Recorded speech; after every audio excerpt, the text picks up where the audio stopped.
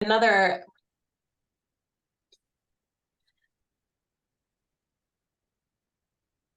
There was another event that was happening this month that we had encouraged residents to attend, but it had been canceled. And so the other education-related event is the circle meetings that are hosted by sorry, not Eventbrite. Sorry, obviously I'm just looking at the link that Mandel just sent.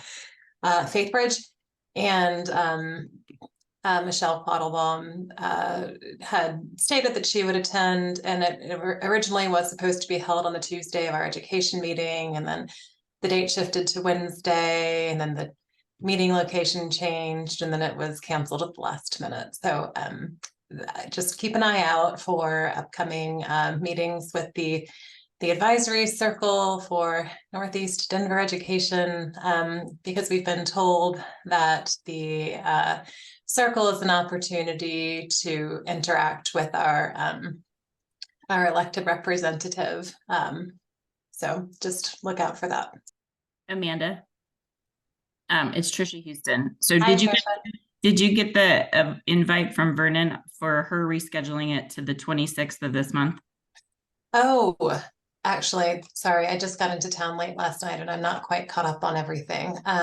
Thank you for saying that. I definitely did get that invitation, but I had forgotten about it. So right, so it is rescheduled for the 26th. Has she said that she will attend at 6 p.m. on the 26th? So Northeast Regional. I had a conversation with Vernon and specifically said that we weren't interested in doing it unless she was going to show up. And he got back to me like within 24 hours and said she would be there on the 26th. Okay, and this is at Academy 360, which is just a mile or so from like Wicker Park, the Wicker Park community. So it's not too far away. Thanks for saying that. That's the 26th of October now. Yeah, and then there's the second one, which is the November 8th, but I don't really understand what that one is for. The one on the 26th is specifically to address the discipline matrix and our own district concerns. And I don't know what the one on November 8th is. We'll get that information out. I have it. Okay. Thanks. Thanks, that was all. An update from the Health and Safety Committee. I know, I believe Sandra was going to join on Zoom. Is Jeff here too? I don't see him in the Zoom, and he's not here. So Jeff and I, we met for the Health and Safety Committee. We went over the questions for the survey, and what we're hoping to do is similar to how Chief Hines comes to our whole CPUN meeting, that we would get somebody from the STAR program, that's the program where they have mental health professionals go out whenever there's a non-police emergency to go out. We're hoping to get somebody from there to come and talk with us at least once a month.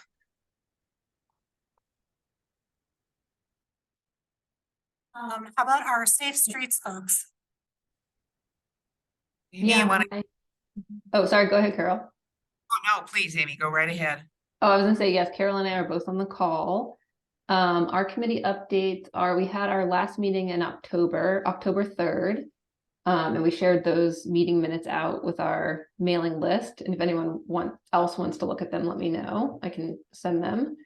And there was a lot of conversation in that meeting about how to increase education around safe streets in the neighborhood. So both driving and biking and all of that. So I think that's going to be a focus area moving forward. Our next meeting should be the first Tuesday of December, which would be the 5th. And we're hoping to try to have a speaker for that meeting, but it's to be determined who that might be. Carol, do you want to add anything else? No, because I wasn't at that meeting and you took it out. Appreciate that. Thank you. Yeah, no problem. Thank you. And our Sustainability Committee. Yeah, this is Mark. I'll take it. We had a successful event for the first time collecting fresh produce and canned goods and whatnot this weekend, about 10 days ago. And then we have an event lined up, probably just be a regular Zoom meeting, but with a group that's going to do a presentation on electrifying your home to save you money and energy costs, or save you money on energy costs through some of the great rebate programs that the city has coming up. That'll be on the second Tuesday of November at 7 p.m. So go to the website and details will be posted there soon. Thank you. And then I added the INC. Carol Hunter is our representative on the INC and was going to give us a brief update on that. They had the monthly meeting this past Saturday and I was unable to attend, but they do record it and I will put it on meeting on the next. It's not, the recording isn't out yet. Oh, But I'll put it in the next newsletter. They typically meet the second Saturday. They were kind of playing around with shifting times and that sort of thing, and they've gone to hybrid. But then I saw the next meeting for this next month is Zoom only, so I guess we all just have to be flexible. With that, they're partnering with Channel 8 and the League of Women Voters to also do a candidates forum. So we're getting a lot of candidates forums and the run up to the election. And I lied, Amy, about safe streets. I do have one thing to add.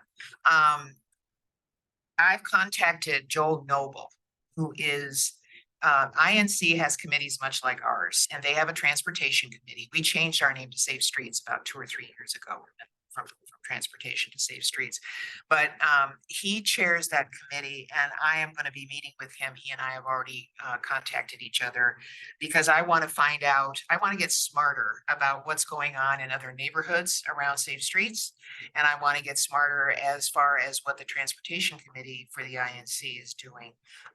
Because I believe that the more people we can collaborate with and the more persistent we are, and the more routine we are in terms of meeting with one another, things will get better in terms of making sure that our kids are safe walking to school and walking our dogs and riding our bikes and doing all those things that we should be able to do without fear of drivers.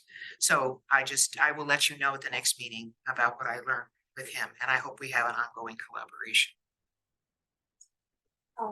Mention of all of the elections reminded me that I think ballots are already in people's mailboxes for it. So our next so Jack, the next community update email that goes out, I'll just have a little blurb about some information on that and returning ballots.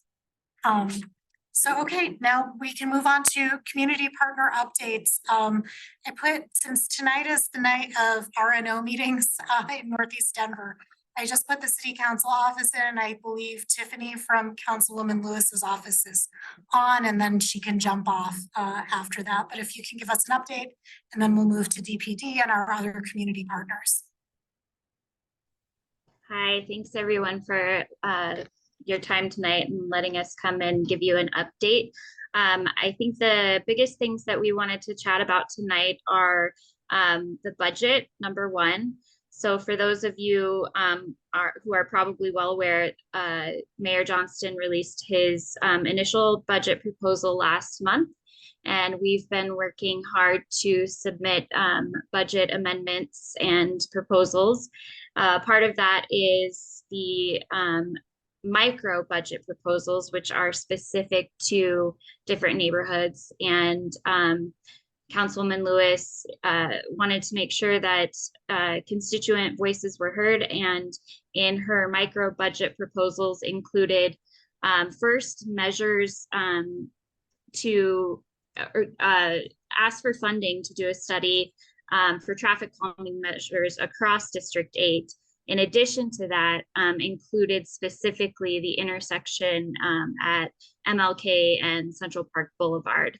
And as a part of the larger budget process, which we're still in the process of right now, we did have a win in securing extra funding for Vision Zero, Safer Routes to School, and speed tables. So those are some of the basic updates about budget. There's still opportunity to participate in that discussion, and we encourage folks to sign up for public comment on Monday, October 23rd, if there are things that you would like to ensure Mayor Johnston is including in the budget for 2024. The second really exciting update from our office is we are planning the Hiawatha Davis Senior Luncheon currently. It is coming back to the Doubletree Hotel, which is very exciting for our seniors who have loved participating in this event historically throughout the years. And what our office is really in need of is volunteers to help the day of. We have lots of different tasks that will need to be filled. And I'm going to drop in the chat here a link to our volunteer form if you're interested in signing up. That is going to be on Friday, December 8th from 11 to 1 p.m. And again, that will be at the Doubletree off of Quebec. Is there any questions from anybody? Yeah, Tiffany, which Doubletree out on Quebec? It's the 3230, I believe is the address. Let me double check on that real quick. 30. We will also be sending this information out in your community update letters as well. Yeah, so it's the one on, it's 3203 Quebec Street.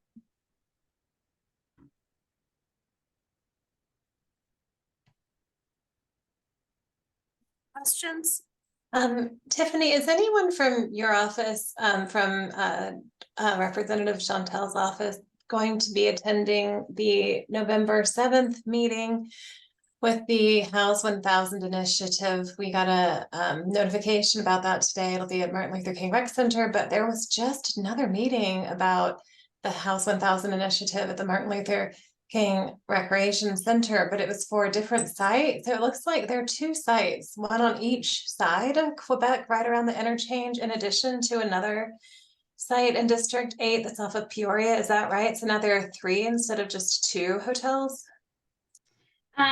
So there are a lot of different meetings happening right now, and some of it is around rezoning, some of it is around sites that are already live.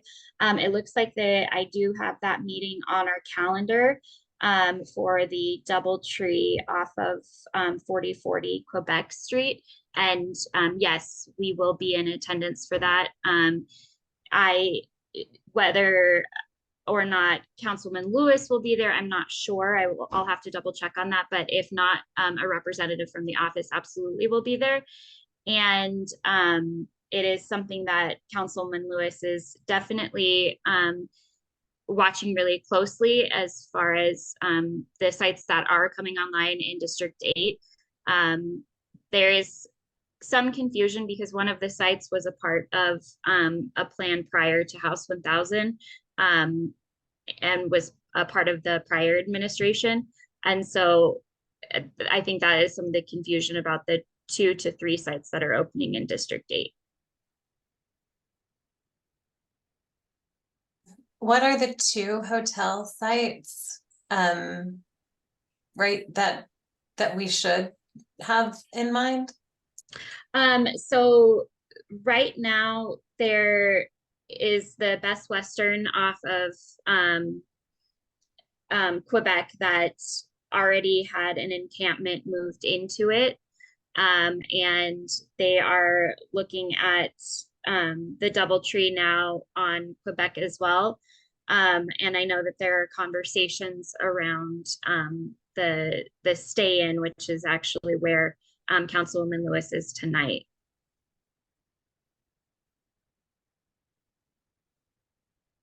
And the stay-in is the one on Peoria? Let me double check on that address.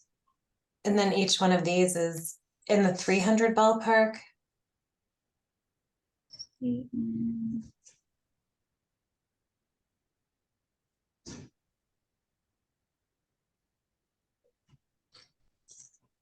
It is Peoria. It is Peoria, sorry. Just wanting to make sure I give accurate information. So yeah, it is right off of Peoria. Okay, thanks. Mhm. And it looks like there was a question. Amy, thank you for the newsletters. It's our Vince is our communications person and he works really hard on those. So I will pass that message along to him. And so the micro budget did include us asking for funding for the Central Park Boulevard and MLK intersection. And so now we will be working with Dottie to see what has been funded and what still needs to be funded. And that's kind of a part of the process of figuring out the 2024 budget, is where they're allocating the different funds for these projects.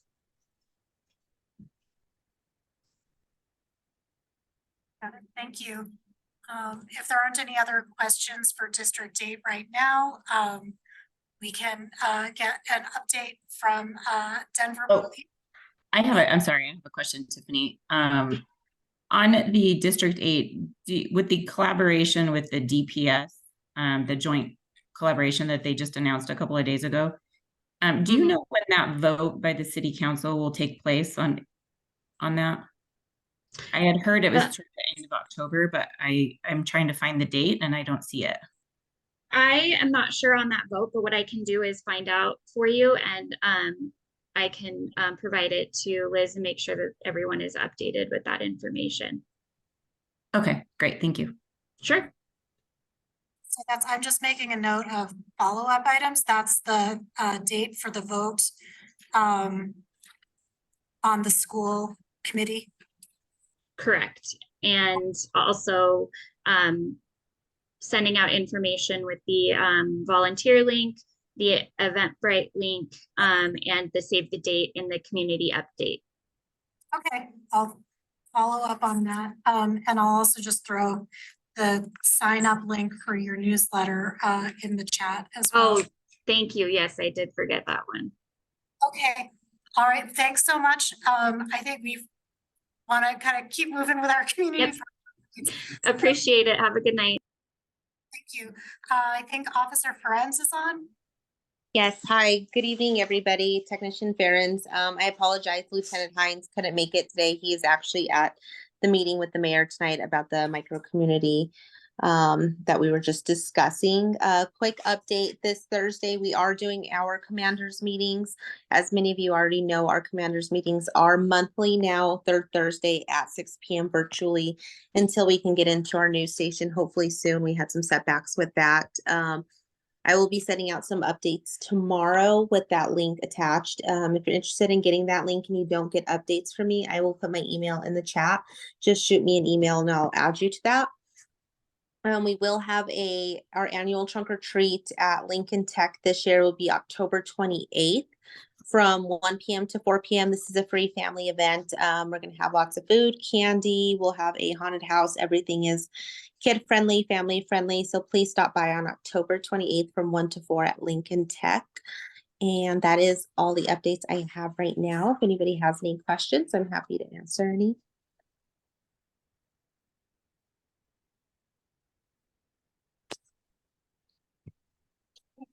I think move on to the update from the Master Community Association. I see Diane Dieter is here. Yes. All right. So real quickly, all of our pools are now covered. Fountains have been turned off, and we're moving into the winterization of the parks and outdoor spaces. So this space is always nice come wintertime. And it has been very, very busy and booked. We're still waiting for the permit for Puddle Jumper to get the work going on it. So that's just still in progress. Jack is hot on their tail and trying to get them to get us a permit. Winter Welcome is November 17th at the 29th Avenue Town Center. And we will light the Christmas tree, light the menorah, and have a fun winter festival on the street. So come one, come all. And It'll start at 5 o'clock, go till 8 p.m. And it should have lots of fun and entertainment. And our annual members meeting is December 13th, just to let everybody know. It's at 6:30 in the Cube, and that's a Wednesday night in December. And prior to that, we right now have delegate nominations are open. The nomination forms are available online at our website, MCA80238.com, and all forms must be received by November 10th to run for a delegate position. Are there any delegate seats that are currently unoccupied or? Yes, and they're on the website as well. Site. There are 3. But there are 3, yep. Any questions? Thank you, Diane. You bet. Sam Gary Library, I think we have Daria online. Hi, good evening. Folks can hear me okay? Yep. Awesome. So there's quite a few things I wanted to give you updates on. As you all may know, last November, voters passed the Measure 2I that provided DPL with additional $32 million a year. So thanks to that funding, one of the things we expanded on just recently are digital offerings. So with your library card, you can now access tutor.com. It's online on-demand tutoring with highly qualified expert English and Spanish speaking tutors. There's also Frigo Music Plus. It's an ad-free unlimited streaming platform that gives you access to music. There's Statista, the database that integrates statistic and reports into different infographics that you can use in your presentations. There's Craftsy in English and Spanish. That's a resource for creative makers. The Shelf TV, the Spanish streaming platform. Also, very exciting, the entire New York Times collection is now available via library card as well. And the wait times have been reduced for extremely popular ebooks because we have been able to purchase additional licenses. As far as Sam Gary news go, the Idea Lab is now fully staffed. We have a full-time staff member and an additional part-time staff member. So the makerspace is now open. It is fully operational once again, 5 days a week for open lab sessions. There are 2 upcoming library closures that will result also in the Idea Lab being unavailable. So that would be Thursday, October 26th. We'll be observing a DPL staff day. And also Friday, November 10, that would be Veterans Day. The Idea Lab is offering a special program on Saturday, October 28th. It's a Halloween program, trick out your jack-o'-lanterns. They'll provide all the supplies. It will be plastic pumpkins, decorating supplies and stuff like that. The program runs from 10 to 11:30. You don't need to register, but the space is limited. So do take care to show up on time. Also, our teen advisory board is preparing a Coraline themed haunted escape room. It is also happening on the same day, Saturday, October 28th. Registration is required, and it is now only available to smaller groups as we've filled most of the time slots. So groups 2 to 3 people can be paired up with other smaller teams to still do the activity. And lastly, I would love to thank the MCA Cube for providing the space and support for the best-selling author V.E. Schwab's visit. It was a very magical and inspiring evening, and 200 fans of her amazing work had showed up for that. And that is all for me. I will include a lot of these links in the chat. Are there any questions? I have one question about the escape room. Is there an age range or an age limit on that, participating in that? It's family friendly, so there's none. Thank you. Anyone else? Okay, thank you. Northeast Transportation Connections, I think Nick is online. Yes, I am. Thanks for having me this evening. Good evening to everyone. Nothing too much new over here. Gotober is going on right now. We're in the middle of Gotober, which is a Denver challenge for getting to work, not driving alone. So that includes biking, walking, carpooling. I'll throw my email in the chat if anyone is interested in getting their company involved. They have some pretty good prizes this year: AirPods, Beats headphones, Audible subscriptions for a year, Netflix subscriptions for a year. And also the bike lockers are at the Central Park station. So those are free bike storage. It's on demand. It goes off of an app. I think I did mention this a few meetings ago. So feel free to use that whenever you are taking the train. Yeah, that's it from me. And thank you for having me and have a great evening. And any questions? Questions? Okay, we'll move on. I'm not sure if we have folks on, but we also have Bluff Lake. Oh, I'm sorry, I didn't see you. Thanks. Yeah, I got in traffic was ridiculous. Great, thank you for joining us. So yeah, hi everyone. Some of y'all may know that we've been in the middle of a capital campaign, but we're now in the public phase.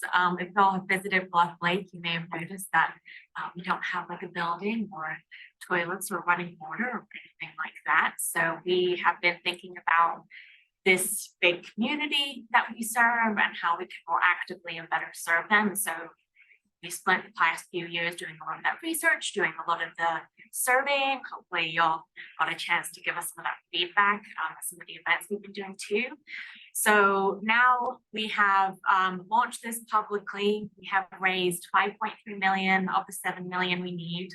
So we are really coming in close to our goal. So we have a couple of events coming up where people can learn a little bit more about what we're doing. But the one that's probably most relevant to this group is the event at Glacade, which will be Thursday, November 2nd. And it's 4 to 7 p.m. It's a drop-in, and you can get more information on Facebook. You can like RSVP there so you can have some ideas of numbers. We'll have some 3 bites from Bon and Butter, which I don't know if y'all have their response. And then you can purchase beverages, of course, from Glacade. So that'll be a great opportunity for people to learn about what we've been planning to build, the accessibility improvements that we are making, and all of that good stuff. So we really hope that, you know, we're going to be encouraging our neighbors here to get involved in the campaign. And then, of course, we have Halloween event coming up too. If y'all have been to Blue on the Bluff before, it's really fun. We have our kiddos and all family members, of course, get to dress up. They do a little scavenger hunt. We have like several different levels depending on the age range or abilities.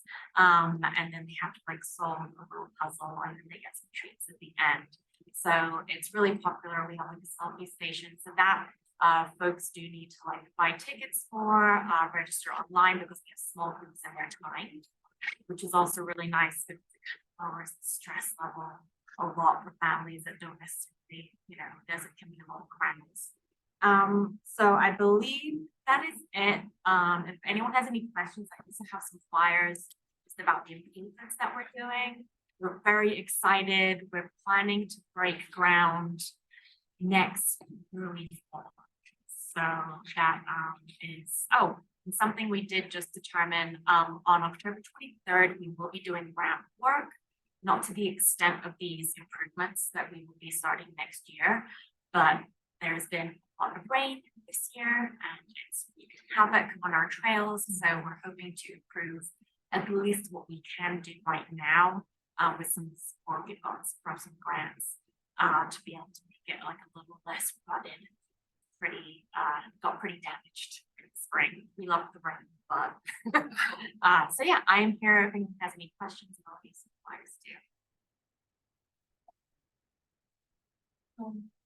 And then I have the Friends of Front Range Wildlife Refuge were invited, but I'm not sure if anybody I don't believe anybody's here in person. I'm not sure if anybody is online. Take a moment. Okay, I think I think that we are good. Thank you to everyone, all of our community partners who've given us a lot of information. I can pop the Bluff Lake events into the chat for the folks online. And then I think, Mark, we can move to the next slide. And move on to our guest speakers for the development update from Kelly Pretzer, Jim Chrisman, and And our mystery guest. No. yeah, I was gonna say they're gentlemen. Yeah. That you all are doing the heavy lifting on the presentation for this evening. So I thank you for your time and work you put into the presentation. I'll let you take it away. Hey, Mark, would you bring down your screen so I can share theirs? Thank you, Jack. And thank you, Liz, for having us. I also need you to enable screen sharing, Mark. The cube.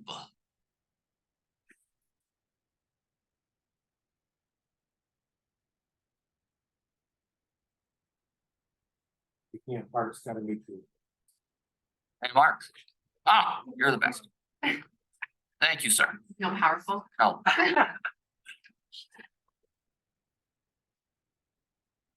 On the wrong way. We're not in the right place, are we? Everyone to the. It looks like a lot of your slides. Oh, here we go. All right. There we go. Thank you, Jack. Thank you, Liz. Thank you, everyone, for being here. My name is Kelly Pretzer. I work at Brookfield Properties, just up the way at the office on East 29th Avenue. I am joined by my compatriot, Jim Chrisman, who's probably more familiar to all of you. Jim, do you want to introduce yourself? I'm Jim Chrisman. Now, I know some of you know I was involved, so still my involvement in this project started in 1996. I was one of the authors of the Green Book. So I probably have forgotten where I'm, unfortunately. A lot of history. And then we're also joined by Kent Free of HDR, who is our landscape architect who's working on one of the projects that we'd like to present and talk to you about. So this is a little bit of a scattered presentation, but we're going to focus first on a project that we just internally very excitingly refer to as Parcel 8. Why they all have to have the most confusing and easy to mix up names. So we'll start there and then we can go into a broader discussion. Liz had requested a little bit of information about some of the other projects that are happening around Central Parks. We put together kind of a easy at a glance map and we can take that conversation where you all would like. But starting with Parcel 8, you can go to the next slide, please. So Parcel 8 is roughly 30 acres. It's bordering where the headquarters for the Colorado Credit Union building was just completed. That's Central Park Boulevard to the east and I-70 to the north. This is one of the last sort of larger pieces of land that has yet to have a more specific plan put in place within the Central Park project boundaries. And so that's the subject of at least the first part of this presentation today. Just wanted to make sure that we're all oriented as to the site. So this next, good transition. You got it. So this next slide is to talk about the zoning at the site. So the site is zoned as mixed use, which allows a broad type of array of uses from row house, apartment, general and industrial. What it doesn't allow are very low density kind of single family detached type of homes. You have to have a row home or denser or a commercial or industrial type use. And that's the zoning that is in place currently at the site. So on the next slide, we'll go to a current land plan. Because the site is large, we went through what's referred to as the Large Development Review or LDR process that is overseen by the Community Planning and Development Department of the city. And so what you're looking at now is a concept plan that was created through that LDR process. And while I'm no expert, my understanding of the process, or as I've participated in it, is it really brings in a lot of the feedback from various city departments. So not just is this consistent with zoning, but also conferring with Dottie, with Parks and Rec, with a very long list of other agencies to make sure that at a very conceptual phase, the project as proposed doesn't cause any significant issues. And so I say that just to say that the exact layout here will change. This is kind of a first concept to get that initial feedback. We went through that LDR process, but we were not proposing any sort of rezoning or any sort of additional kind of approval or entitlement. The project as we proposed it is consistent with the zoning, but it still was that kind of next level of detail to look at a more detailed plan and to do some coordination. So now I'll talk to you a little bit about the plan itself and just working from east to west. So on the east side, you'll see we are proposing a grocery anchored retail area. So give or take about 40,000 square foot grocery store and give or take about 20,000 additional square feet of retail. Then as you move a little bit further to the west, there's a combination of both market rate and affordable apartments. And again, numbers can change, but right now, approximately 300 market rate apartments and approximately 180 affordable apartments, but those numbers will definitely change as things proceed.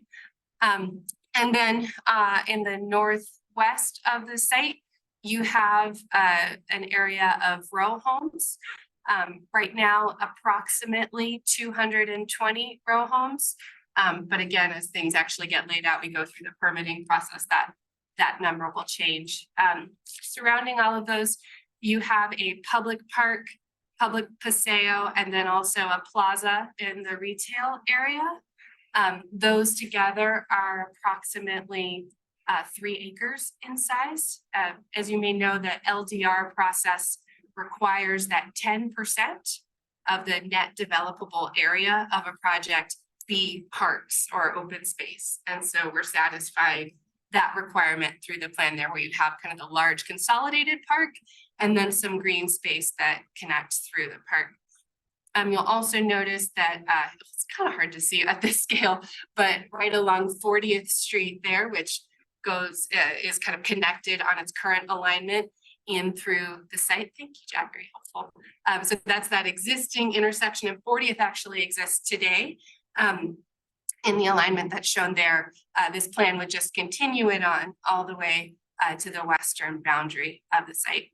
And I should have said when I started, but I very much welcome interjections and questions along the way as they occur to folks, but I will take a moment here to pause and ask any questions anyone has about the plan?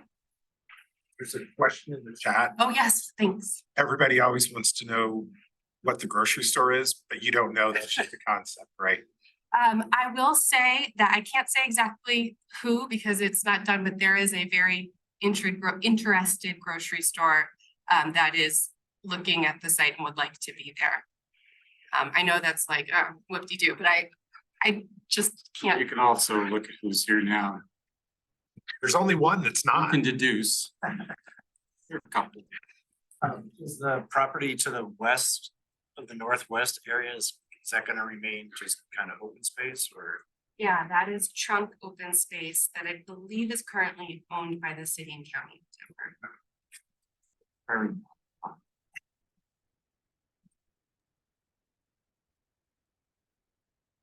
I had a question in regards to the traffic that the additional housing will bring in that specific intersection.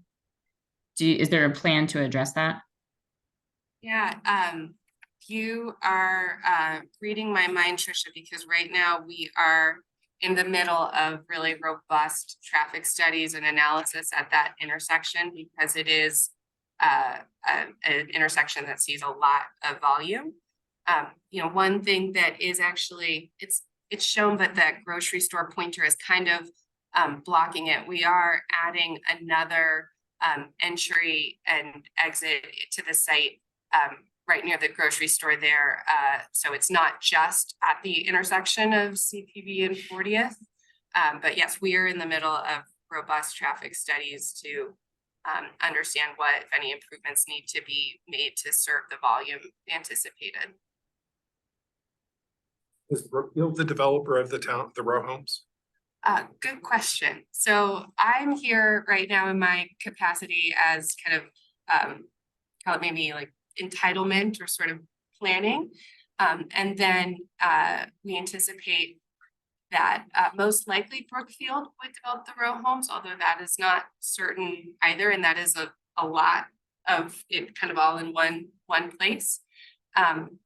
We anticipate that a third party would come to build the affordable apartments that has experience with tax credit projects. And then we anticipate that a third party would also develop the retail grocery centers. That's again, not something that I've done historically, wouldn't have the expertise to do. Questions, so what's the ballpark estimate of the number of people in this build out? Yeah, so it's about 500 apartment units and then about 220 row homes, so 700 homes. The apartment units vary from studio to 3-bedroom.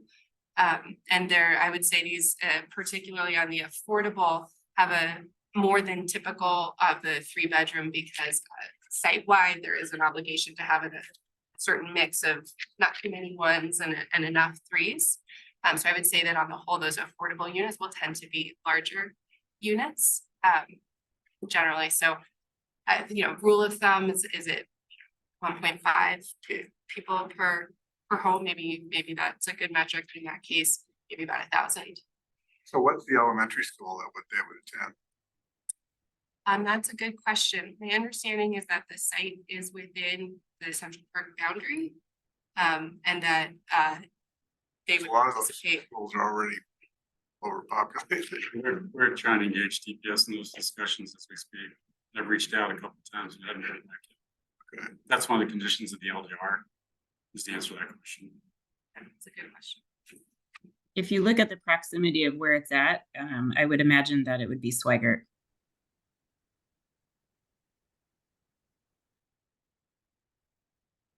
The park, will it be a Denver park? Oh, good, okay. There's actually a later slide where I can sort of distinguish, because along Sand Creek is a Denver park. The trail, I think, has already been put in. And correct. Yeah. So I can show you later.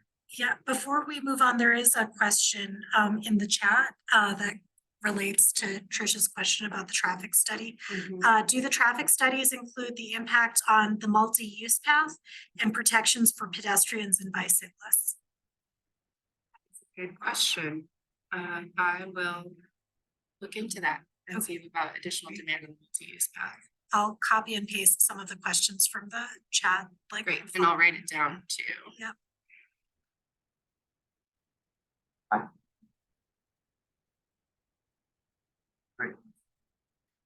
I will set it up a little bit, and Amanda was gracious enough to spend some time to meet with me, and one of the things that she had mentioned was the desire to connect the Central Park Light Rail Station, which is just to the south here, with Northfield on the other side of 70, and the desire for a pedestrian bridge. And so I say that just to say that I recognize that desire is out there. And also to be perfectly transparent and honest that is not what this project is doing. And what I'm about to show you is not anywhere near that, but there is a limited transit, access improvement that I did want to highlight, which is on the next slide. Thank you, Jack.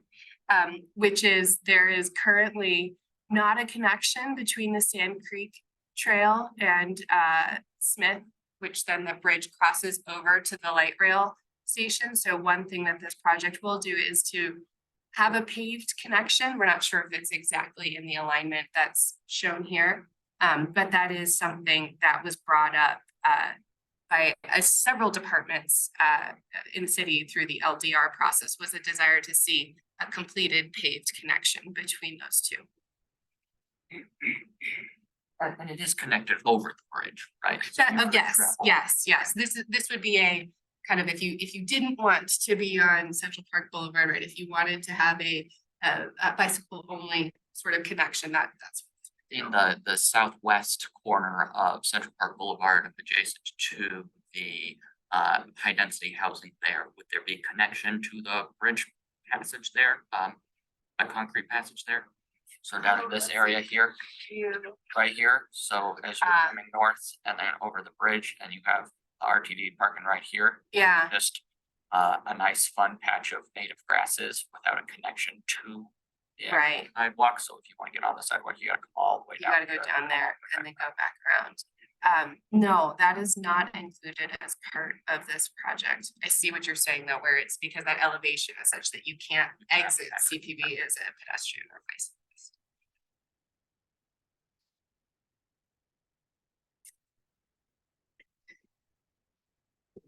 Will Smith Road be open to like cars right there or? You know, I do not believe that that is open to cars and it's signed as such, but there is pedestrian and bicycle access.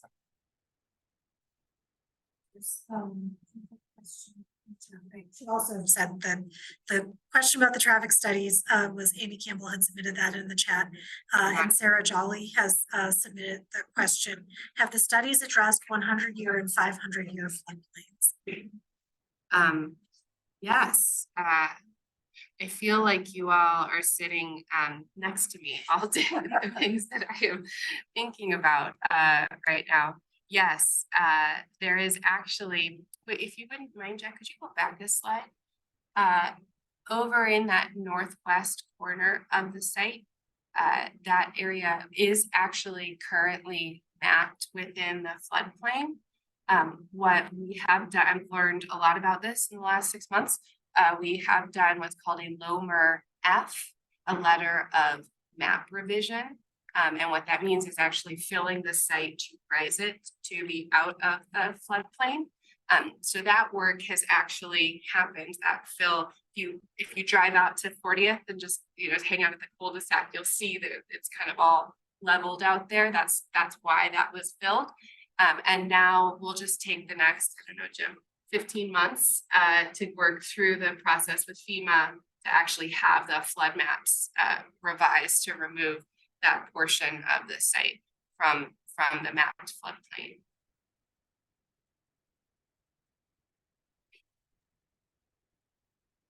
Sorry, I had another question about the traffic. You say that right there by the grocery store, there was going to be, you said another entry and another exit there? So Yeah, is there going to be another light there?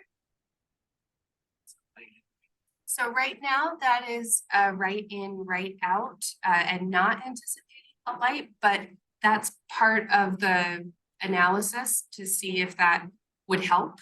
And I don't know the answer of whether that would make things better or worse, to be honest.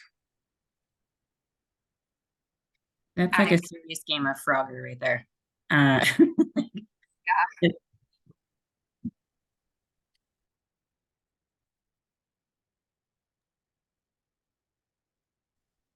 When the additional curb cut was made for the runway 35 north development, I think that the addition of the light was made to make that additional break in the sidewalk for pedestrians and bicyclists a little bit safer.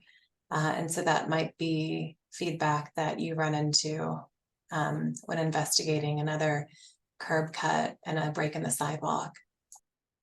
That's really helpful, Amanda. Thank you.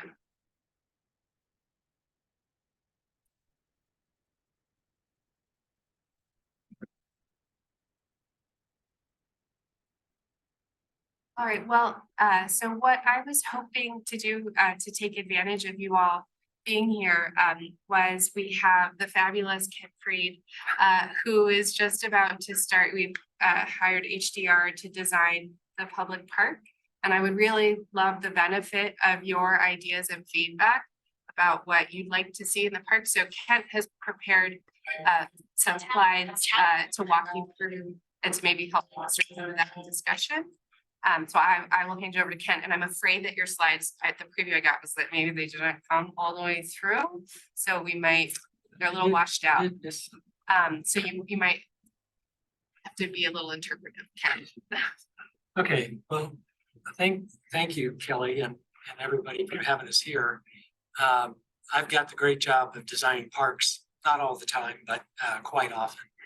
And HDR's been pleased to be working with Jim Brookfield out here the last 10 years, and myself about 5 years, working on several different parks. Navigator Park is under construction right now. We also had some design work on F-54, the pool and park, and a number of others. So it's a really fun part of my job. Central Park has 60 parks throughout the area, and there's interesting things about what makes the parks similar and what makes the parks different. There's some examples up here of some of the different parks and what makes them unique. I'm sure many of you are familiar with these. You know, Cherry Pie Park has cherry trees and a place to hang up recipes. Bouquet Park has like cutting gardens, so people can cut flowers and take them back to their homes. Some of the larger parks, like Conservatory Green, has an amphitheater for performances, and the MCA schedules events and things like that out there. So this information, I think, is straight off your website. So if you're not familiar with all the parks in your community, there's a good amount of diversity, and you should check it out. I don't know what the next one's going to be, so let's see. I'm missing birds. Okay, well, so what I was going to talk about here again is that while there's sort of a hierarchy of parks, right? There's some parks that are larger and some parks that are smaller. There's some parks that have very important functional things like stormwater management. The picture at the top, for instance, you know, the density of the housing and the density of the retail and commercial areas allows us to take that stormwater and handle it in these large areas. And then, as you can see in the photograph also, that's where a lot of the trail connections come from. And that's where we get our safe places to walk and bike and that sort of thing. So those are a very, very important part of the park system here. The middle one is the pool and park that I just mentioned that our firm was involved with. You know, I don't know how many pools you guys have here, but you know, that's obviously a very specific use. What's that? 7. 7. Okay, that's great. A very specific use. I'm sure it's a very, very popular type of park and a recreational. You know, kids can learn to swim there as well as just hang out, tan, whatever. So that's great. The bottom one is also a stormwater management. Let's see what's next. Okay, so this is I think the Quilt Park on the bottom, and I'm not sure what park that is, but that's obviously rock climbing stuff on this slide. Okay, so the map on the left, the red star is parcel 8, and the other 3 stars are comparable sized parks nearby. The top one is Perch and Dealer Park.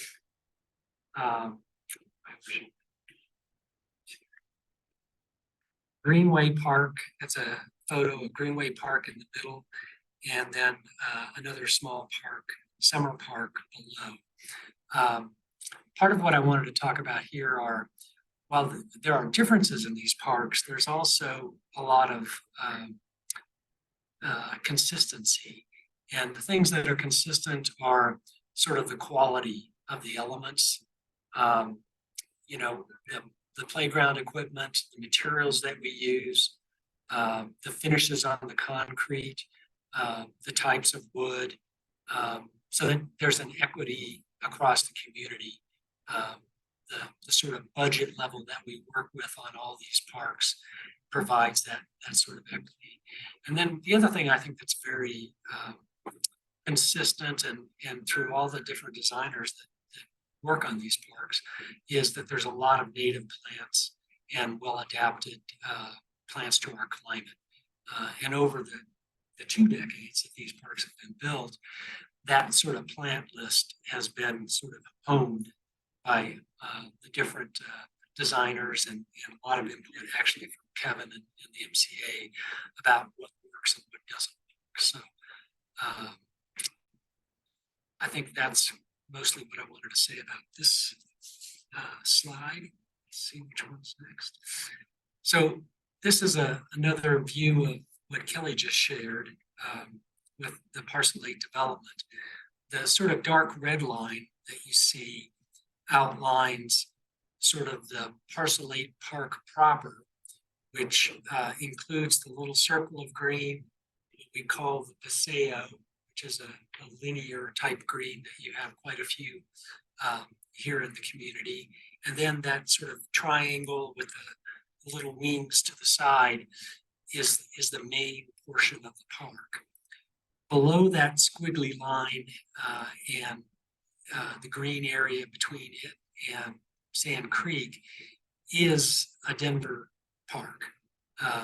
And again, a big part of that is the stormwater management.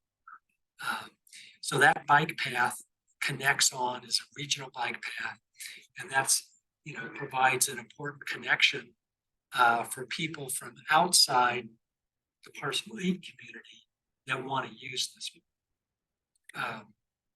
and can get there safely without having to get on the roadways.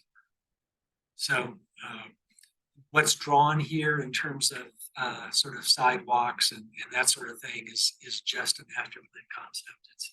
The park has not been designed yet. We really haven't started work on that. But that's why part of why we're here tonight is to ask for community input about what are those kinds of things that might make sense in this park. And before I go to the next slide and figure out which one it'll be, any questions about this diagram or anything I've said so far? Probably be good to get to the discussion. Yeah, I think that's next. Again, so this was another one about just what makes the parks similar, adapted for our climate, accessible for everybody. I already talked about the quality materials.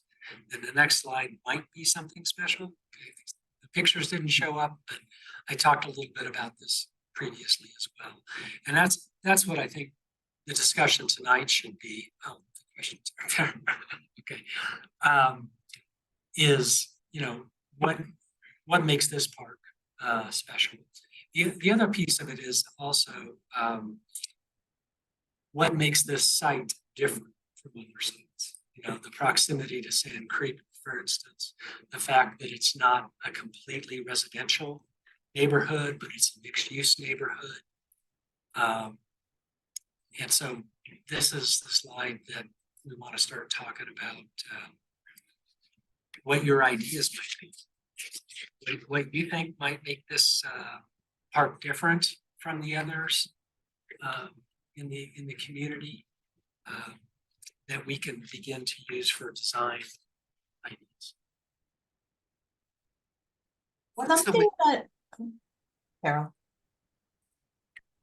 No, what I was ask is what's the window when you say you want feedback? How long will you take some feedback? So we can think about this. I'm thinking, I was writing some things down as you were talking, but it would be helpful. So we don't have a design schedule set yet, so there is time. Okay. Like I said, we haven't started. What I can do is probably get you the with all of the text that's missing and that sort of thing, so that you guys can see this and we can share that, and maybe that will, and I don't know, Jim, we can talk about when the designs are going to get built. Right now, we could easily have 30 days. Okay. I was just, as you were talking, thinking about what makes sense given the environment. I live within walking distance. Conservatory Green is in my backyard. I don't have to go to the concert. I can hear the concert, which is fabulous. So, but you know, who's gonna be living there? What do the residences look like? What do the residents need? I'm just thinking about not just, and what do they want? I mean, what are you guessing? I don't know if there's a demographic you've already kind of thought about in terms of, are there gonna be a lot of kids and what would kids need? That kind of thing. And then I'm always thinking about water conservation. I'm always thinking about, I think we get confused sometimes about native plants, what that is. I learned because we ripped up our tree lawn and consulted somebody who said, you know, this is the plains. And so, hey, do you know about plants that, you know, thrive on the plains? And I said, no, I don't. So I learned the difference between what I thought I was doing right, that encourage pollinators and drought resistant, but they're not necessarily native. Right. To this environment, to this place, this part of Denver even. So I thought about that and I learned about that. So I'm sure you're thinking about that aspect of it. Yeah, absolutely. I mean, native plants, I mean, if you just want to talk about trees, you know, Denver. How about lots of trees? But normally very few trees grew on this, you know, way back, right? And Mayor Spear and others had this tree planting program, and that's very important for our changing climate. Sure. That's you know, again, heat island effect and those kinds of things. So not everything we do is absolutely native. I get that, right? Yeah, but it's those two things together. Yeah. And you know, I think in some ways this is a little bit similar to Navigator, which doesn't have, the retail is sort of up the road a little bit. It's a dealer court and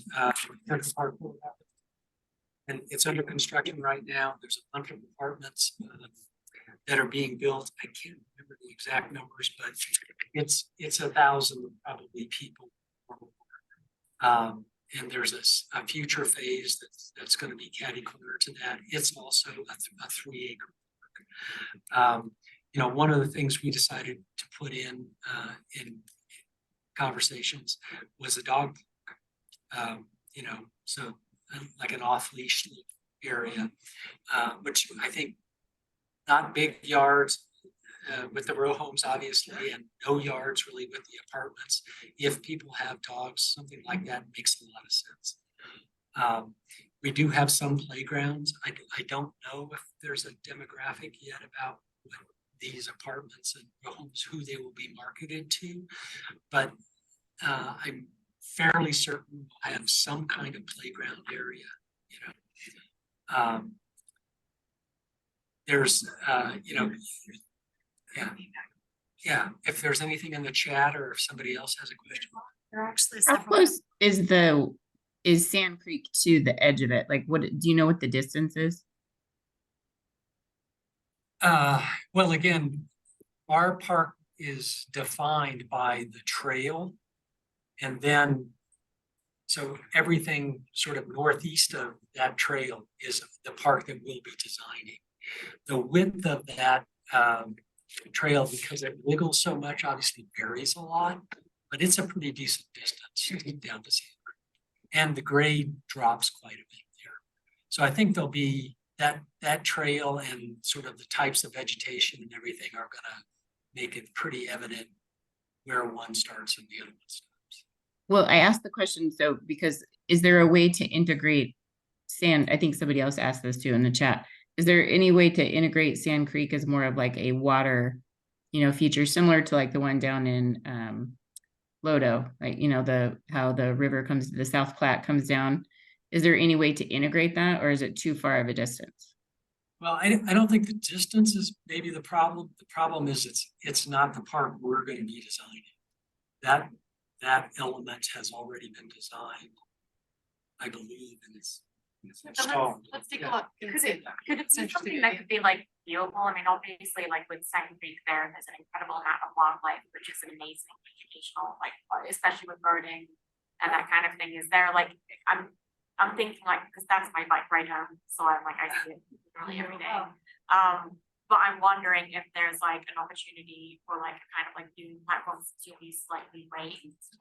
That could be like great for starting or understanding a little bit more, especially when it comes to like the floodplains and just how important that aspect is, like for, you know, you have people right there, but you also have nature here and how they interact like together. Yeah, all of that is absolutely a great idea. I mean, sort of the perch that I showed earlier. Yeah. You could have sort of an elevated platform. And I believe, I looked at the floodplain map, I don't know, a week or so ago, and I believe it follows less that wiggly red line. I think it goes over and back a little bit, but from an interpretive standpoint, you could definitely talk about some sort of interpretive stuff, and you're definitely going to be able to view that from this. Anything else in the chat? There are several comments in the chat. I can read through them if you'd like. Ms. Cohen had a couple of comments. My daughter asked for a seesaw, a tire swing, and something wobbly. Seesaw. And also I think that I'll kind of just go through them as they are, even if they're from some of them are from the same folks. Amy Campbell, park suggestion, a focus on good shade structures. And then Liz replied, also lots of seating in the shade for people that need a rest. And then Sarah Jolly, connection to Sand Creek as a water feature because of the dearth of water in Denver. And then Liz Cohen, I think making sure we are planning for a changing climate is important, and planning extreme heat and extreme weather preparedness is a must. Mark Maringer, fruit trees that residents could eat would be great. Apples, plums, cherries, or even maybe peaches. And so those are the suggestions in the chat. And I want to second the fruit tree. Yeah, I mean, I think those are all great ideas, and you know, again, I think with the retail there, and you know, a little bit of the credit union, maybe some of those folks might want to take a lunch break, and so having a shade structure, some picnic tables, you know, those sort of gathering spaces that could serve both sort of visitors, shoppers, office folks, as well as the residents who actually live there. Those are all great suggestions. Yeah. What's that? Or live nearby. Or live nearby, yeah. And you know, obviously somebody on doing a long bike ride, you know, wanting to stop here or take a break. Those are all great suggestions. We have a question from June.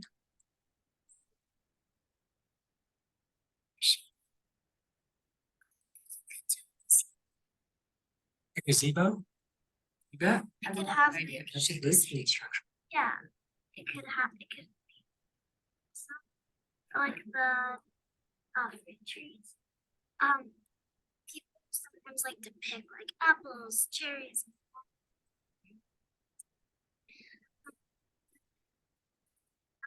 Like the seasons, ladders, there's to like bring them up. They want to pick them. As a family that brings our ladders to the cherry trees.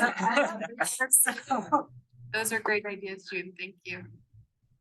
Well, Jim, you know that the funding for public art is well exhausted, but I think just the proximity to Sand Creek and some of the, you know, Native American, you could pull in some art project or something that would pull in some of that from, you know, Sand Creek. But I also think that like there was one picture where it's interactive art. I mean, you know, it doesn't have to be art. I mean, we've got the fountain at the 29th Avenue Town Center. I mean, it can be art without being art. Yeah, I think we love working with artists. You know, it's interesting on Navigator Park. I'll just tell this quick story. I mean, you guys probably voted on this, right?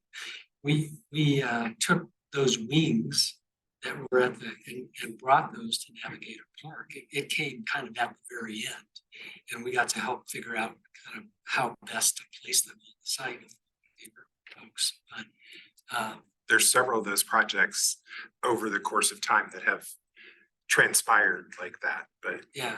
And the other comment I would make is I lived here when the Greenway was first and everybody complained about the native plants. And now if you go down the Greenway, it is probably that. And then it curves around to Westerly Creek.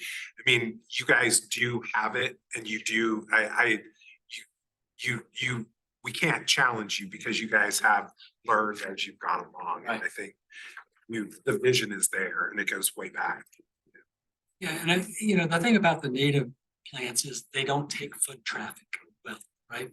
So where we want to have a place for people to run around, kick a ball, throw a frisbee, that sort of thing, then we need some turf grass, and that does take water, irrigation. But I think every park that we've worked on, and every park that I know of, maybe some, I don't know all 60s, maybe some small ones that don't, but they all have a combination of irrigated turf grass and then the native grasses, which take a quarter of the amount of water that a turf grass takes. And so finding that balance is an important part of design.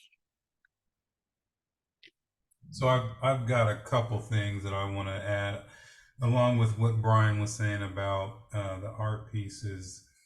I think I'd like to see some more murals and maybe some way to integrate those murals into walls or structures. And then the other thing that I wanted to say is kind of more of a question. We talked about having community input in this and whether or not it was too late. What my question would be is, as we seek out the community input, where would they be able to go to give that input? I think that probably the best, I'll volunteer myself, is, happy to, whether it's meet or email or phone call or whatever, would be most convenient. Happy to be the receptacle, so to speak, I guess, for any feedback anyone would like to send. No, happy to share my contact information, of course, for everyone to have. Is there kind of a deadline for feedback? I know you said we haven't started it out, but then you said maybe in like 30 days. So that's actually a sooner, or it's kind of a smaller window than I would have understood from the initial comments. So I guess, like, when would you like to receive feedback from folks? Yeah, I think for certain, in the next month, but as brilliance strikes, please don't hold back, right? I think that designs kind of evolve over time, but I'd say this sort of blue sky, what could it be? That's sort of what's happening maybe for the next month, or, give or take. Things always seem to take longer than we want them to. And then, from there, we'll sort of start refining.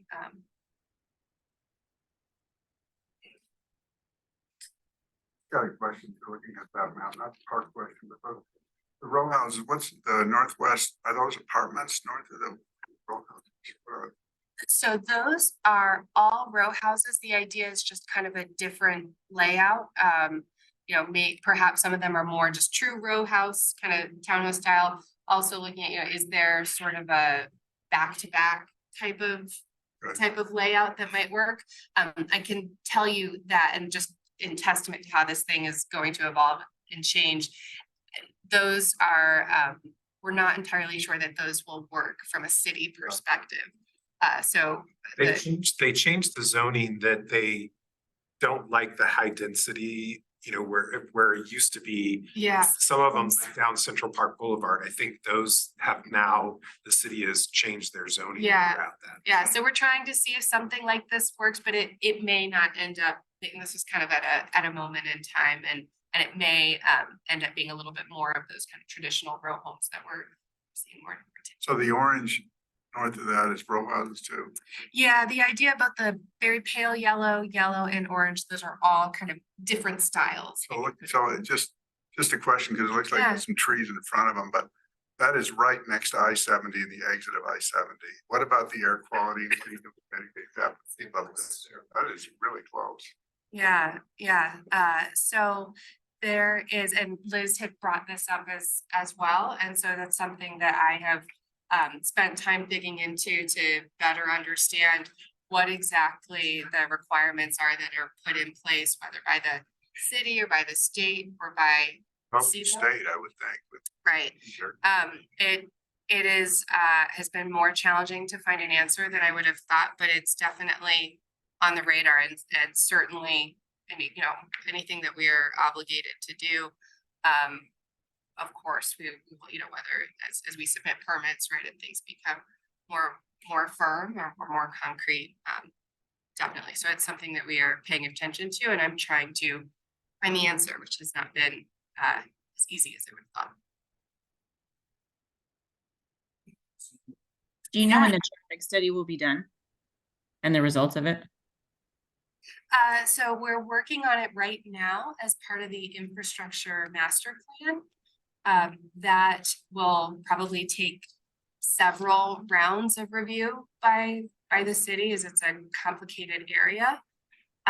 So, I think right now we're sort of doing kind of what you want a study to do, right? It informs the design to say, oh, that design didn't work, so we got to try something else. Now let's study how this one performs. So that didn't do well. Now we have to try something else. So I don't have a definitive end date, but I would say, in the next month, certainly we'll have a revised plan that's based on the results of that traffic study, as well as the city's comments on the infrastructure master plan.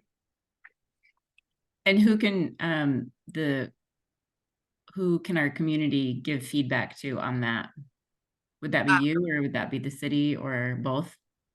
Yeah, I mean, always welcome to reach out to the city, but I'm happy to talk about that myself as well. Throw your email address into the chat. Please. It's so embarrassingly long. I'm sorry. It's a very long email address. There are also a couple of other questions. Water fountains from Liz Cohen, Amanda Allshouse, adult fitness stations along Sand Creek Trail, pull-up, chin-up bar, jumping block, sit-up station. Harvard Gulch Park in Southeast Denver has a series of these stations if you need an example. And then there's a question, this might be for, I realize we've run like a lot over, but I think folks are very interested in this topic. But Sarah Jolly's question is there any plan to develop the land owned by DPS between 60th Avenue and 60th Place to make it usable space for the neighborhood before developing a new park? And I don't know if that's within the scope of what you could speak to tonight.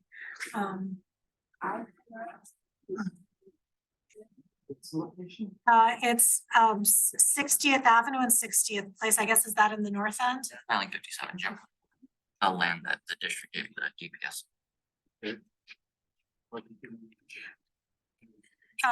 Is there a plan to develop that land? But I think that might be a DPS question, to make it usable space for the neighborhood before developing a new park. But I feel like that might be a separate question for someone else. That's the elementary school. Yeah. Yes. Yeah, that's a DPS question. Yeah. I have no idea. Okay. And Denver Public Schools, in their last comments with us, indicated that they do not have plans to develop that site at this point in time, but it is owned by them. And I think maybe that's, I'm not putting words in Sarah's mouth, but maybe that's what Sarah's suggesting, is that in the interim, will something happen with that? I mean, the district doesn't own that land anymore. It was transferred to DPS. So. Yeah. Yeah. So Sarah, I can actually, we can send that question to the DPS board and DPS administration. But it sounds like what they've said to the MCA is that they don't have plans for that parcel, right? I mean, there was reference at one point of using that as one of the mayor's house 1,000 micro community sites, because they don't have plans for it. Of course, there's no access to services in that particular area, so that fell off the plan there. But my understanding from Denver Public Schools is that it's not planned for anything other than the condition that's in right now anytime soon.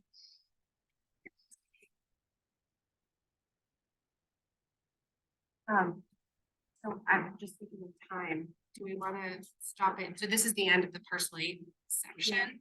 I have more. See how many first slides? It's too many. Okay. I mean, it's a lot. I'm happy to do it, but I want to be mindful of everyone's time. If folks are okay, could we, I mean, could we table this maybe for a future meeting? Absolutely. If there, and then, but also if you could share this, I guess, the slide, presentation. Kelly, back in January to do the second part, second phase here, or in Q1 of next year? Yeah, I was gonna say within, January, February, or March of 2024, I think. Yeah, anytime. Okay, great. Okay, any other questions right now? Thank you all so much for Really? for your Yeah. input and your great ideas. I can't wait to see the gazebo Ladders. and ladders With a mural on it. with mural. I love it. All right, thank you. It is now 7:58. I think if Mark, if you can pull up the CPUN slide deck.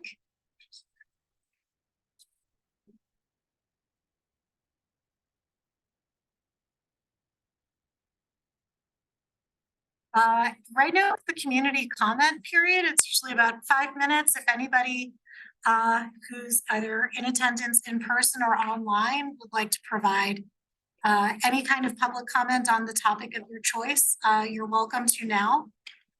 And if not, I think we can move into the board portion of our agenda. So I'll pause for a moment.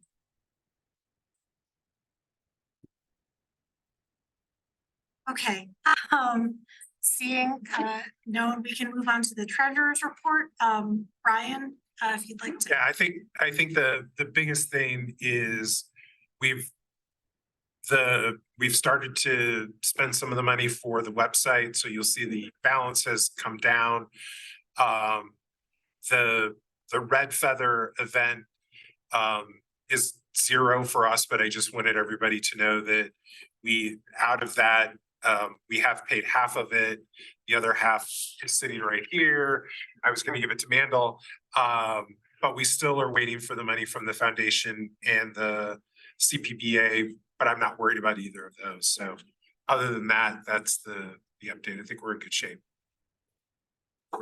Does anybody else have any questions?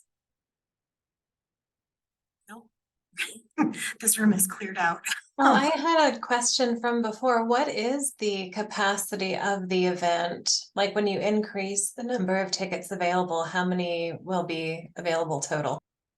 So I think that we talked about, because it had sold out so quickly, I believe we had talked about increasing, like we can increase the seating to about 220.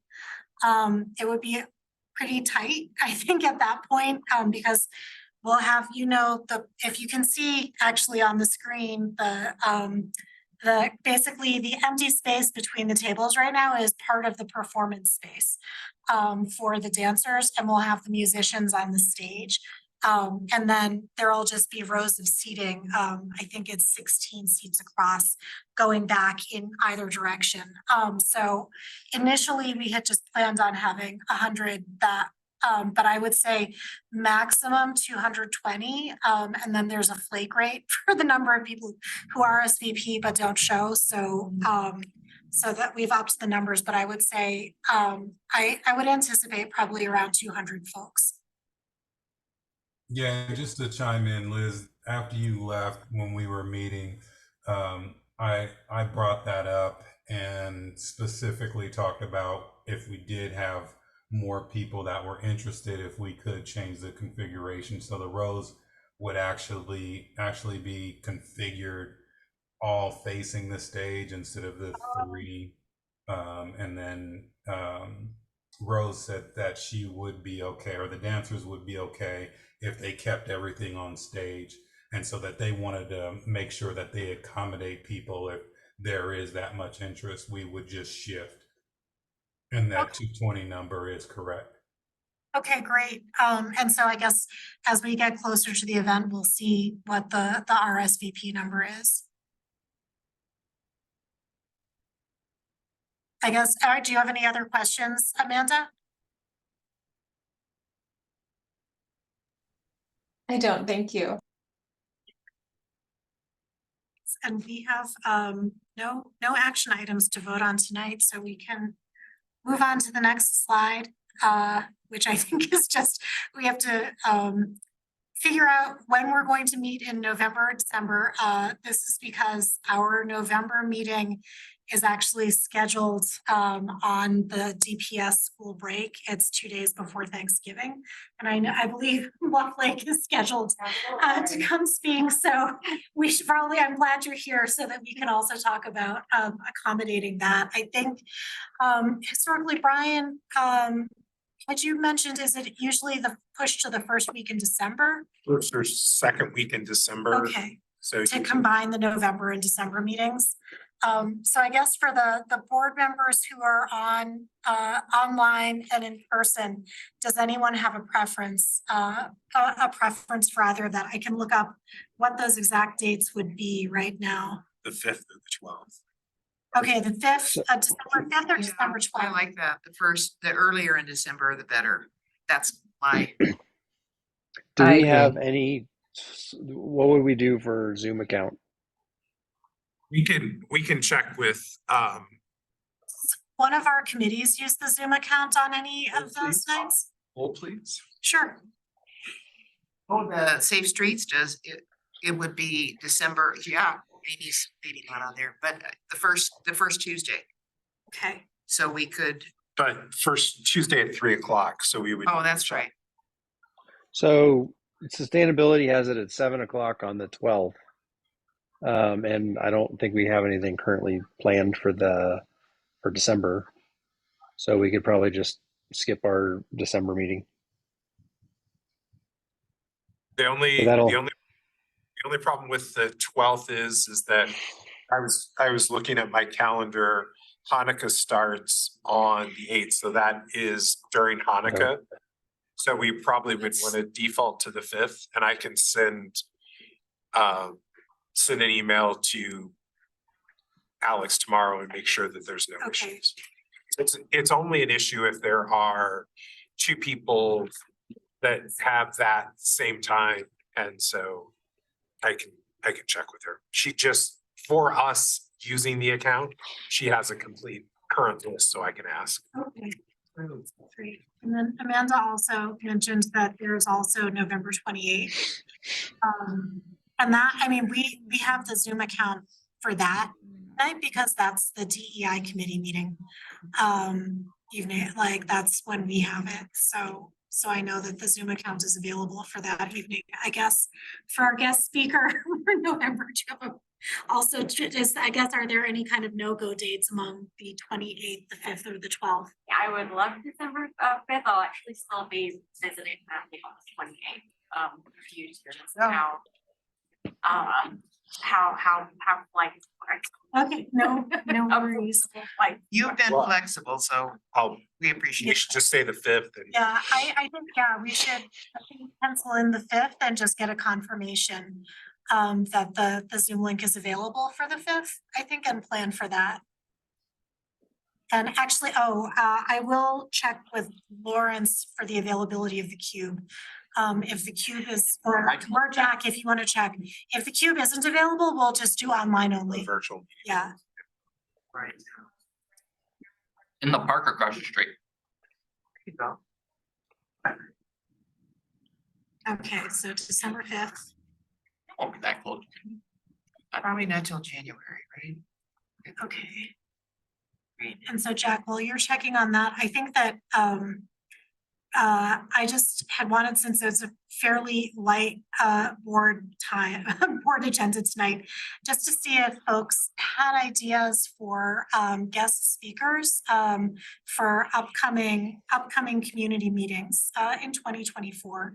So I do think kind of a development update part 2 or part 3, depending on how it goes, would be a good one. I also think that reaching out to we'll have new school board members. We also do have 3 new city council members. So I think doing reach outs to see if we can have just update, like a more detailed updates and kind of a town hall format for meetings would also be good in the first quarter of 2024. But now I'll just open it up to the rest of the board for all of your ideas. Apparently, I'm not allowed to see that far in the future, so I'll get back to you. Okay, thank you. I like, Go go right ahead. No, I was just gonna say, I think we should, when you talk about DPS, I think it'd be good to invite Marrero. He lives in Central Park.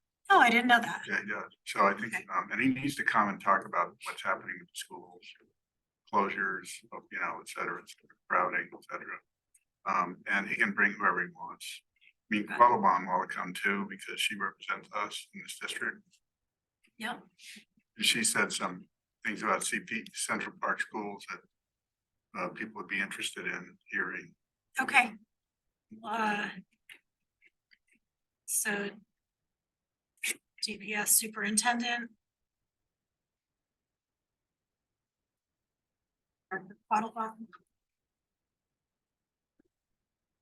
We also have we always have the flurry of city agencies that want to come talk to us, the auditor. Stuff coming up, yeah. Yeah, I mean, if we need some of those, we can go back. Yeah. I think the prosecutor's office hasn't been here for a while, but Yeah. Beth McCann has.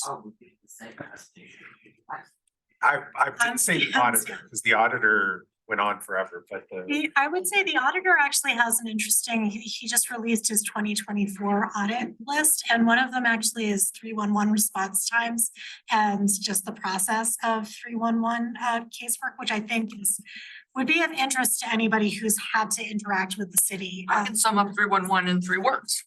Takes forever. Yeah. You mentioned, or somebody said something about the STAR people. That was the Health and Safety Committee. I think please put that down. Yep. Contact there is Lee Foster or Dave Edwards. Sure.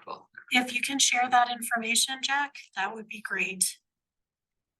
What else? Anyone online? I guess, is there anything in the chat that I have missed? No. I would like to see 2 things. I would like to see the traffic engineer group, or I'm assuming it's a couple of people that come and speak in regards to a lot of the traffic issues. Yeah, I think that it would be, I think that there was a new traffic engineer actually is just starting with Dottie for our group. So that would actually be, or for our community and area. And there's also the community designer is kind of like the fixer person within Dottie who coordinates that for our area. So I can reach out to both of them to get them to come speak. Yeah, coordinating them with the development would probably be good, if that's possible. The second suggestion I would have is that an education based outside of Marrero and Quattlebaum, there's a group called Educate Denver that is going to most likely be collaborating with the city council. It would be great to have a representative from them come and speak and kind of give what their plan is, what their purpose is. Do you have a contact name for that, Trisha?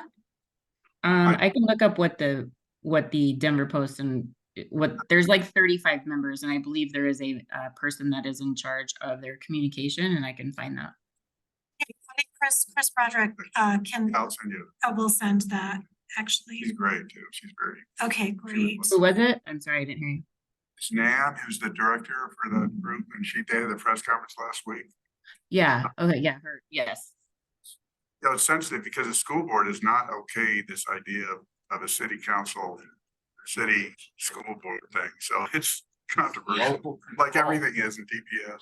But anyway, right. Be good. That's why it'd be great to have them come and talk. Yeah, Webb and Pena are involved in it too. Yeah.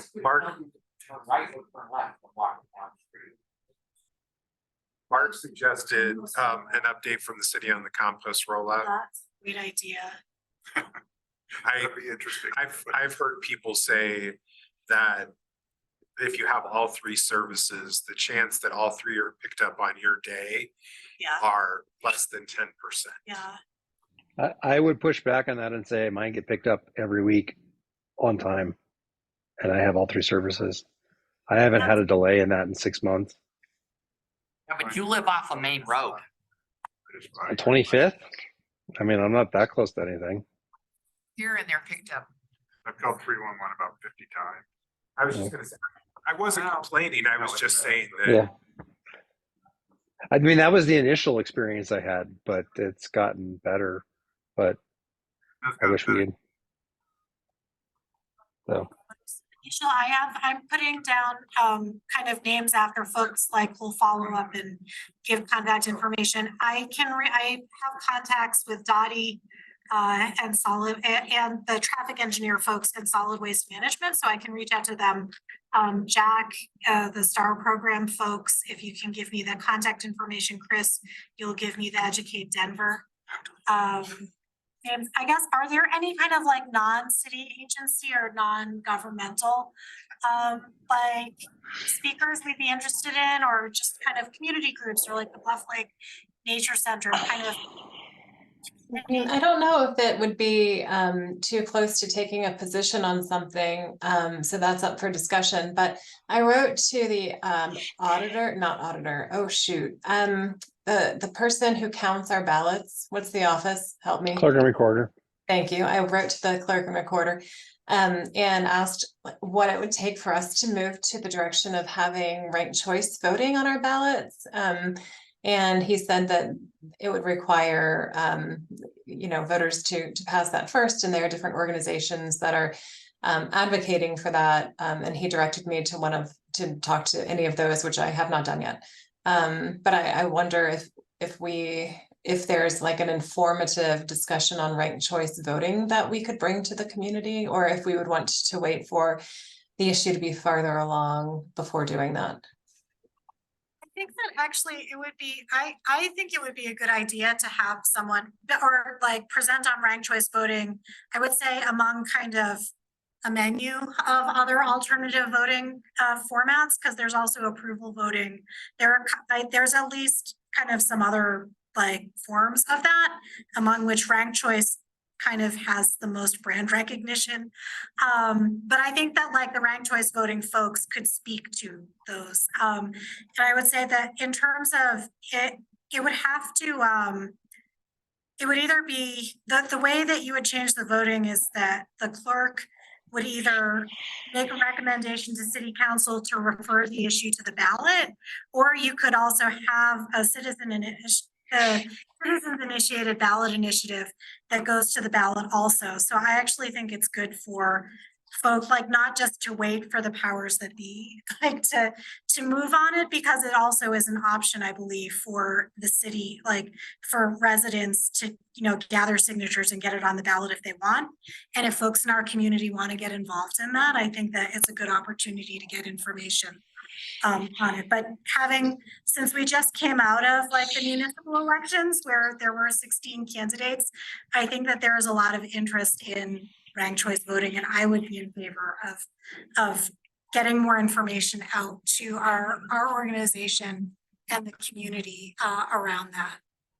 So I would also suggest we maybe want to schedule a little time at one of those early meetings to go over our survey results. Oh yeah, thank you, Mark. I realized I had meant to make an announcement. We'll send it out obviously in the community update email, but just that folks need to fill out the survey and push out information about the survey so we get more participants. I guess anything else? The only thing I'm thinking of following the ranked choice discussion. The legislature starts up in January. Do we want to have any members or all the members of the Northeast Denver delegation to meet with us? Yeah. Talk about what's happening. I think that's it's an election year, so a lot's going to happen. I think that's a good idea. I think so. Do you mean like Representative Herod, Senator Coleman, Representative Bacon? Do we have any other state senator? So it's just those three? Okay. Yes, Coleman has the whole neighborhood, and then I-70 splits Harris and Bacon's district. Yeah, I will reach out to them sooner rather than later, because I feel like once the legislative session starts, it's crazy. And so we can either get a wrap up at the end, or if they want to present, I think, yeah, if we could get it in our January meeting, actually would probably be ideal. So I'll reach out to them now.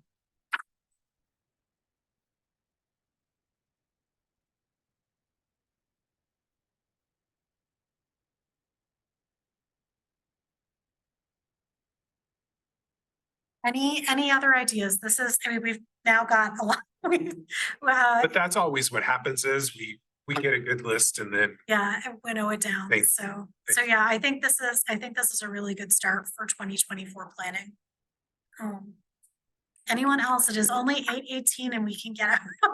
We can get out with 12 minutes, unless folks have more suggestions.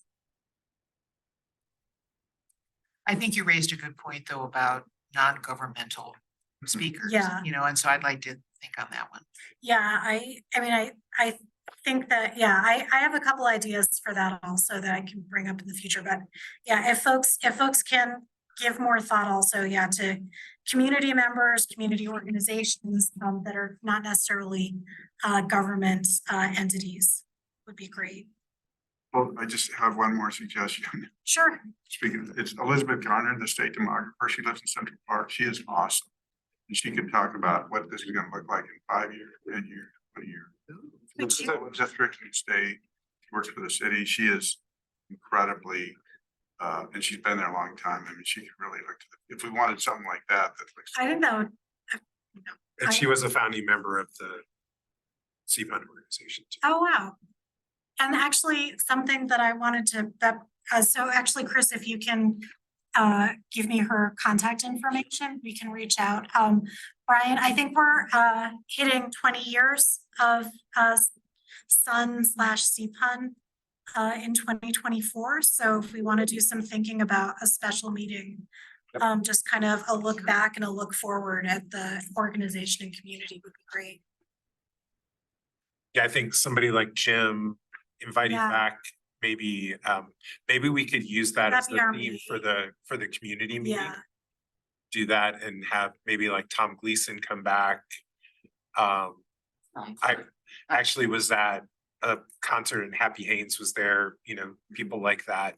I think they would all be willing if we did it. Maybe that could be our. Tom will shake his fist at you though. It could be. But I think that the annual meeting is probably be a good. That'll be our May meeting, right? So. Yeah. Yeah, I think that's good. Okay.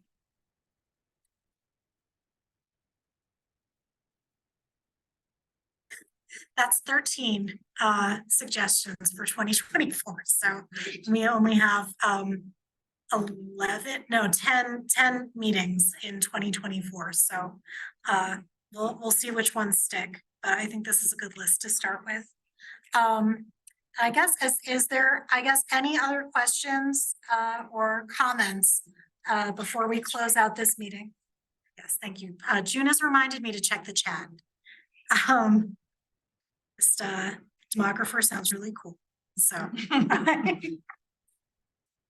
okay. Well, what is the what's the update with meeting with that? I forget what was that guy's name that was gonna sort of meet with the board that had to. Steve Charbonneau. Yes, there you go. What's the update with that? I don't think we really have an update with that at the moment. We gotta check back with him to see if Yeah. he's back in the country. Yeah, he's been traveling abroad, and so that kind of is stalled while he's away. So Carol. Thanks for the reminder, Trisha. Thank you, and also I had sent out the Calendly link so that I can meet with board members kind of while we're waiting to get the meeting with Steve Charbonneau off the ground. So if you haven't, I'll send an email around with that link. If you haven't set up a meeting with me, please do. I really would look forward to that. The time to kind of talk outside of the community meetings. So. All right, with that, we can close the October CPUN meeting. Thanks you everyone for joining us. And I guess we will tentatively see you on December 5th. So Happy Halloween, happy Thanksgiving.